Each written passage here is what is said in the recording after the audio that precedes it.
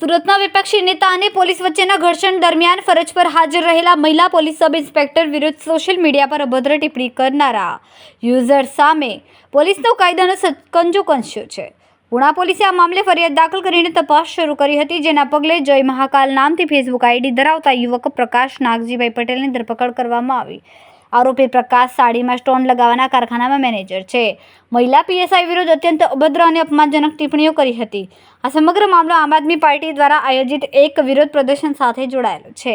આ વિરોધ પ્રદર્શન દરમિયાન વિપક્ષી નેતા પાયલ સાકરિયા અને ફરજ પરના પોલીસ અધિકારીઓ વચ્ચે ઘર્ષણ થયું હતું. આ સમયે ફરજ નિભાવી રહેલા મહિલા પીએસઆઈની કામગીરીનો વિડીયો એક કાર્યકર રજનીકાંત વાઘાણીએ ઉતારીને સોશિયલ મીડિયા પર વાયરલ કર્યો. આ વિડીયો પોસ્ટ થયા બાદ તે જ પોસ્ટ પર અનેક યુઝર્સે મહિલા પીએસઆઈ વિરુદ્ધ અત્યંત અભદ્ર અને અપમાનજનક ટિપ્પણીઓ કરી હતી, જે બાદ આ મામલો ગંભીર બની ગયો હતો. 4 યુઝર્સ સામે ગુનો દાખલ કર્યો. ફરજ પરની મહિલા અધિકારી વિરુદ્ધ કરેલી અભદ્ર ટિપ્પણીઓને ગંભીરતાથી લેતા પુણા પોલીસે તુરંત જ કાર્યવાહી કરી. પોલીસે આ ટિપ્પણી કરનાર 4 ફેસબુક આઈડી ધારકો સામે છેડતી અને આઈટી એક્ટની કલમ અંતર્ગત ગુનો નોંધીને તપાસ શરૂ કરી. જે 4 ફેસબુક આઈડી ધારકો સામે ગુનો નોંધ્યો હતો તેમાં કેતન પટેલ, વિજય પટેલ, રાજ જસાણી, જય મહાકાલ નામના યુઝર સામેલ છે. કેમેરામેન સેનિલ વિરાણી સાથે વિશાલ છેઠા, માનવ પ્રભા ન્યૂઝ, સુરત.